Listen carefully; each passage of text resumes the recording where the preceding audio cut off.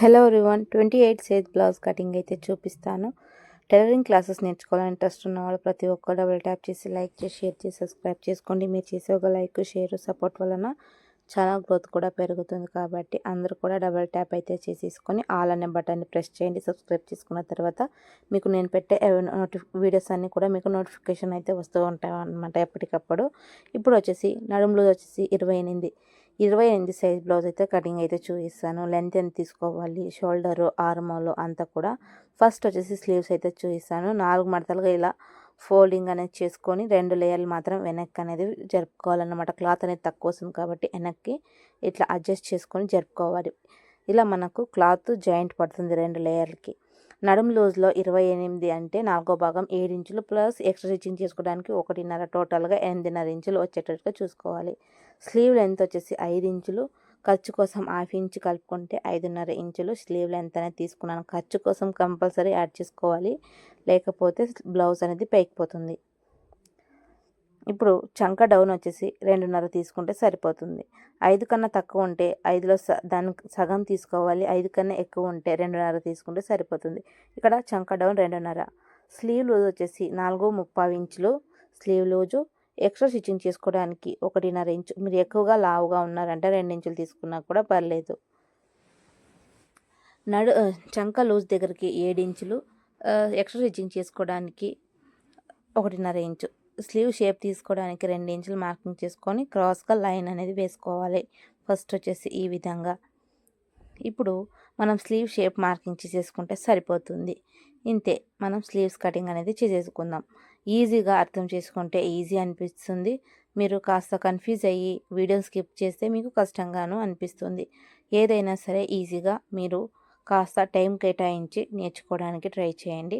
మనం ఇప్పుడు ఎక్కడెక్కడ కుట్టుకోవడానికి మార్కింగ్ చేసుకున్నామో అక్కడక్కడ ఇట్లా కట్స్ పెట్టేసుకుంటే సరిపోతుంది.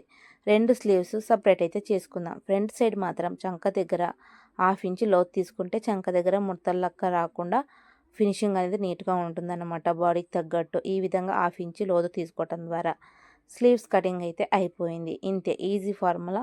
ఇక్కడ మనకు జాయింట్స్ అనేవి పడతాయి. 2 లేయర్లు మనకు క్లాత్ అనేది అడ్జస్ట్ చేసుకోవాలి. ఇప్పుడు ఆ 2 లేయర్లు అనేది కూడా నేను ఇప్పుడే కటింగ్ అనేది చేసేసుకుంటున్నాను.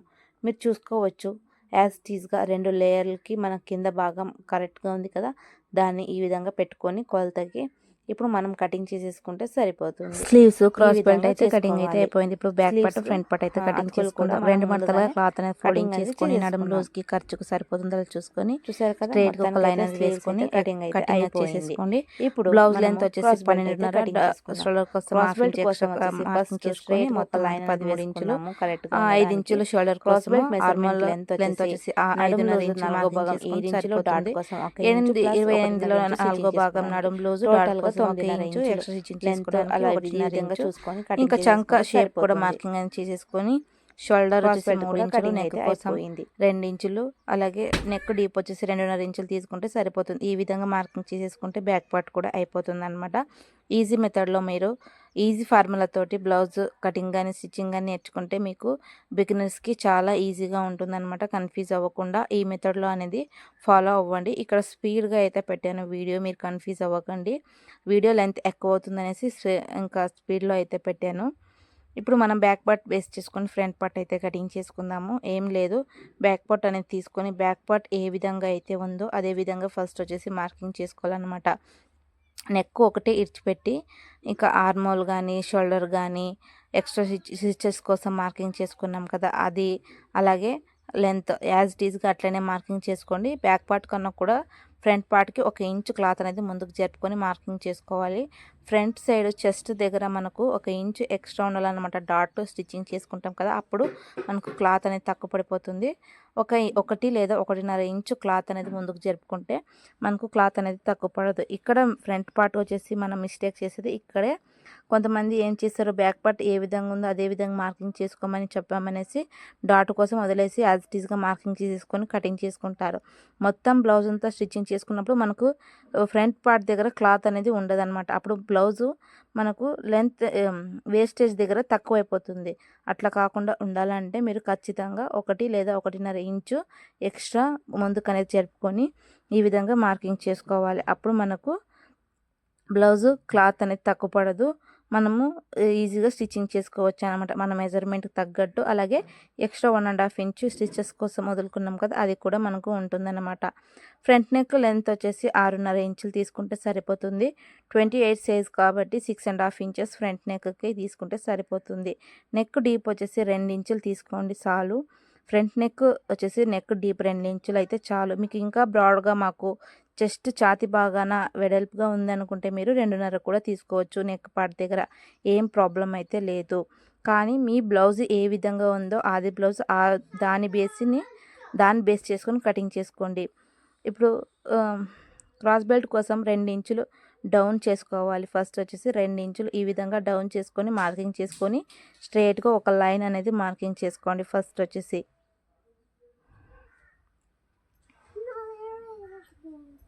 ఇప్పుడు మనము ఉక్సుపట్టి కాజపట్టి దగ్గర ఫ్రంట్ సైడ్ 1 ఇంచు పైకి అనేది మార్కింగ్ చేసుకుందాం. ఉక్సుపట్టి కాజపట్టి దగ్గర 1 ఇంచు పైకి అనేది మార్కింగ్ చేసుకుందాము. ఉక్సుపట్టి కాజపట్టి దగ్గర నుంచి స్ట్రైట్‌గా లైన్ వేసుకున్నాం కదా! అక్కడ 2 ఇంచులకు మార్కింగ్ చేసుకుందాం. 2 ఇంచులు మార్కింగ్ చేసుకున్న దగ్గర నుంచి మళ్ళా 1½ లేదా 1.35 ఇంచు మార్కింగ్ చేసుకుందాం. డాట్ కోసం అన్నమాట ఇది.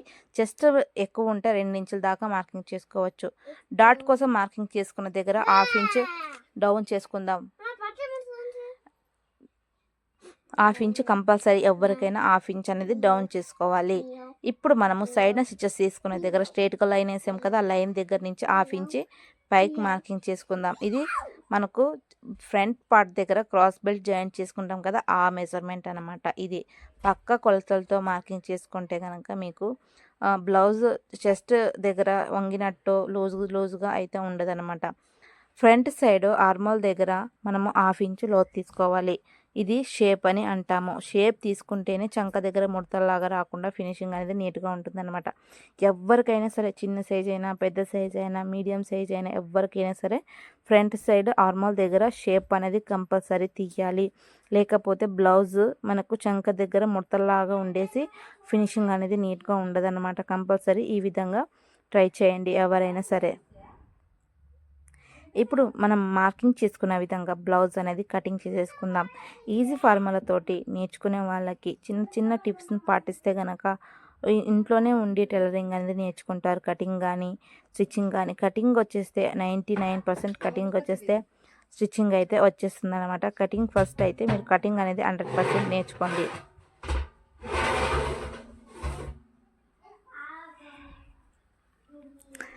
ఇప్పుడు బ్లౌజ్ అనేది మనం మార్కింగ్ చేసుకున్న విధంగా కటింగ్ అనేది చేసేసుకుందాం. ఇక్కడ వీడియో అనేది స్లో అయిపోయింది.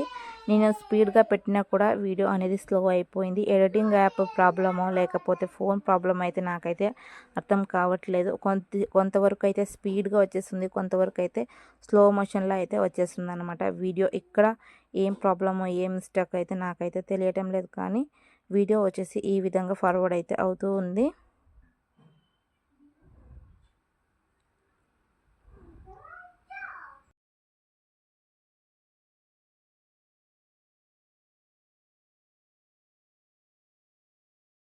చూసారు కదా, మొత్తానికైతే బ్లౌజ్ కటింగ్ అయితే అయిపోయింది.